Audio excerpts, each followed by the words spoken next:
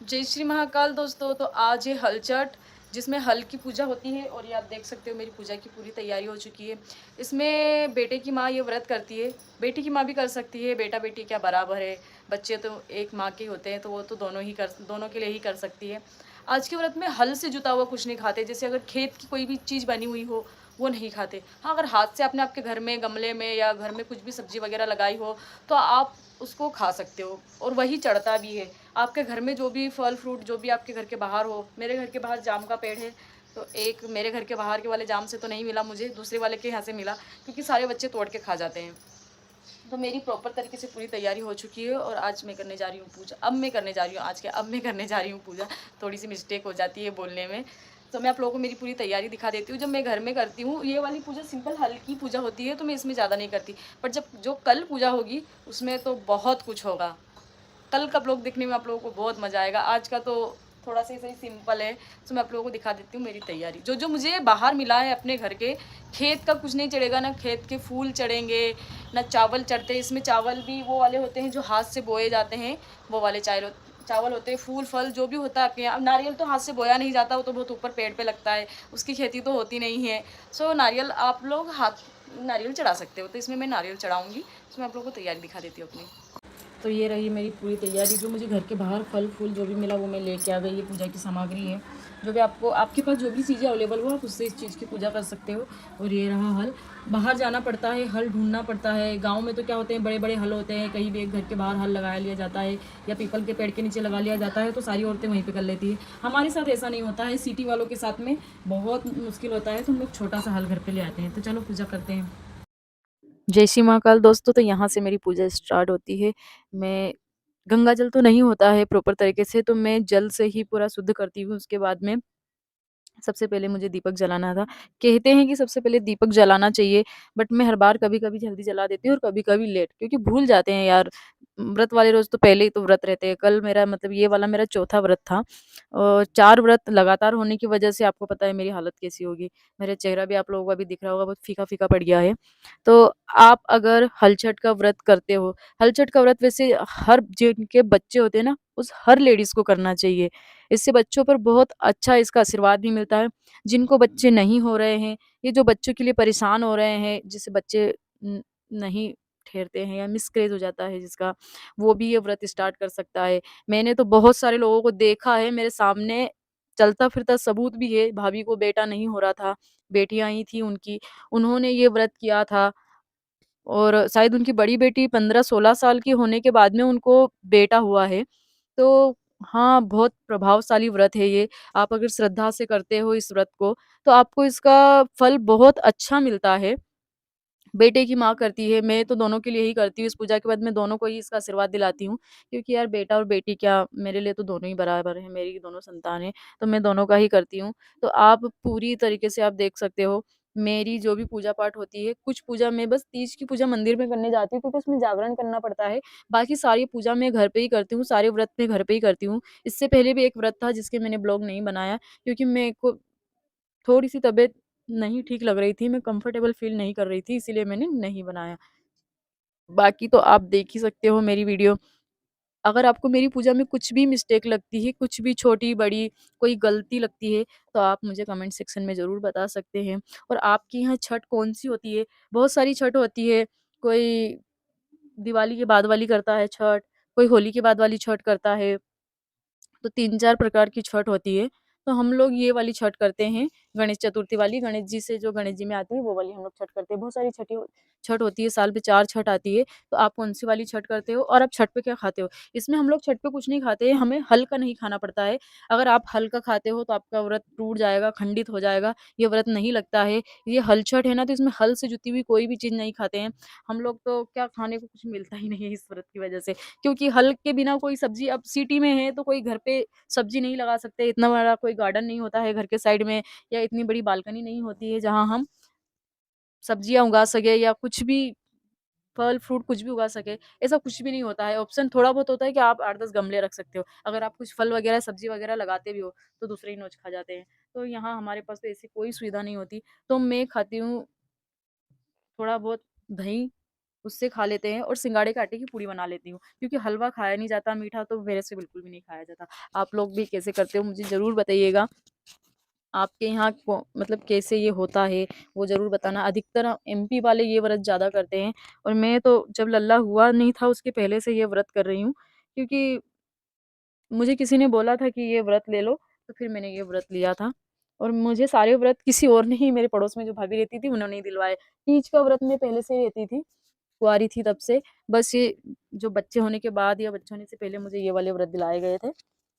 तो मैंने को नहीं पता था कि व्रत कैसे करते हैं। मुझे भाभी जो मेरे पड़ोस में थी उन्होंने मुझे सारे नियम अनुसार सब कुछ चीज़ें बताई है, सब कुछ चीज़। तो अब यहाँ मैं पढ़ रही हूँ पोथी। मैं आपको अगर पूरी कथा सुननी है तो मैं इसका अलग से भी ब्लॉग डाल सकती हूँ, बट आप बोर हो जाएँगे। इसीलिए मैंने बस इसमें थोड़ा-सा ही ऐड करा है। थोड़ी-थोड़ी चीज़ें ही मैंने आप लोगों को बताई है। अब ज़्यादा बताती तो आप खुद भी बोर हो जाते कि क्या दीदी कितनी पूजा-पाठ करते हो। कुछ लोग तो मेरी पूजा-पाठ को भी ढोंग समझेंगे अब। हाँ, होता है ना, जो लोग पूजा नहीं करते हैं, जो लोग नास्तिक होते हैं, उनको दूसरों की चीज़ें हमेशा ही बुरी लगती है। वो कभी दूसरों के लिए कुछ भी अच्छा सोच नहीं पाते। ये बच्चों ने मेरा मोबाइल हिला दिया, क्योंकि मेरे पास कोई बड़ा इंसान नहीं है जो मेरे ब्लॉग बना सके या मेरी वीडियो बना सके। मैं अपने बच्चों से ही ब्लॉगिंग करवाती हूँ, उन्हीं से ही वीडियो बनवाती हूँ। तो अगर कुछ भी आपको मेरी वीडियो में मिस्टेक लगे या मेरी पूजा पाठ में कोई भी मिस्टेक लगे तो आप मुझे ज़रूर बताइएगा। वरना आप ये सोचिए कि हाँ मैं रिप्लाई नहीं दूँगी। अभी मैं सबको रिप्लाई देती हूँ। जब मैं कमेंट्स देखती हूँ तब मैं रिप्लाई देती हूँ। बाकी छठी मैया सभी के बच्चों को सुरक्षित रखे, उनकी तरक्की खूब करे, उनकी दिन दुगनी और रात चौगुनी करे। अब यहाँ आरती का समय हो गया। मैंने सिर्फ़ आरती का थोड़ा-सा ही ब्लॉग लिया था, क्योंकि बच्चे नहीं थे घर पे, वो बाहर खेलने चले गए थे, इतनी देर मोबाइल नहीं पकड़ पा रहे थे, इसलिए मैंने छोटा-सा ही, जितनी थोड़ी देर मैंने जो पूजा करी, मैंने बस वही वाला ब्लॉग लिया है। बाकी आप लोगों को कुछ भी इसमें मिस्टेक लगी हो, तो मुझे ज़रूर बताइएगा, हाँ। आप लोगों को ब्लॉग देखने को मिल ही जाएगा। मैं अच्छे से पूजा करती हूँ ना, कोई गलती तो नहीं की मैंने इस पूजा में। आप लोग कमेंट्स में मुझे बता सकते हो। क्या है ना, अपने अच्छे के लिए हर कोई भी मुझे आप लोग सजेस्ट करोगे कि आपने ये गलती करी या यहाँ वो गलती हुई है आपसे, तो आप लोग मुझे बता सकते हो। अगर मेरे से कुछ भी गलती हुई हो बाई चांस,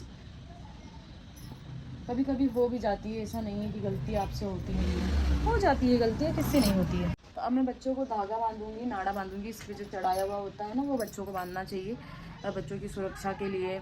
और यहाँ जो भी प्रसाद हो, नारियल फोड़ के उन दोनों को प्रसाद दूंगी। लवी से फुड़वाना पड़ेगा, और तो विकास जी तो घर पे है नहीं। तो आप लोगों को ये ब्लॉग कैसा लगा मुझे कमेंट सेक्शन में ज़रूर बताइएगा। और अगर आप लोग ये व्रत करते हैं तो कैसे करते हैं ये भी मुझे बताना। अगर मेरे से कुछ भी मिस्टेक हुई है, कुछ भी मेरे से गलतियाँ हुई है, छोटी बड़ी जो भी, आप लोग मुझे बता सकते हैं। और आप अगर मेरे चैनल पर न्यू हो तो मेरे चैनल को सब्सक्राइब कर लेना, मुझे फॉलो कर लेना। Thank you.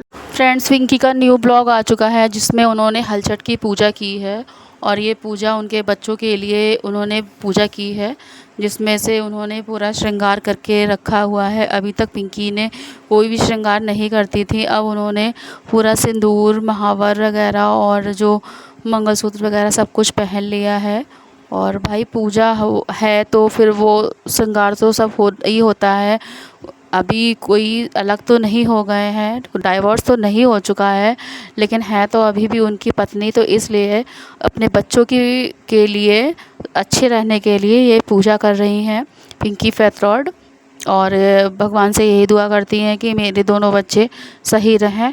तो उन्होंने यही वीडियो डाली है, क्योंकि विकास जो थे वो तो अब इनके पास में रह नहीं रहे हैं, वो कभी कभी आ जाते होंगे, लेकिन इस टाइम नहीं थे। तो पूरा ब्लॉग जो बनाया है वो इनके बच्चों ने ही बनाया है ब्लॉग।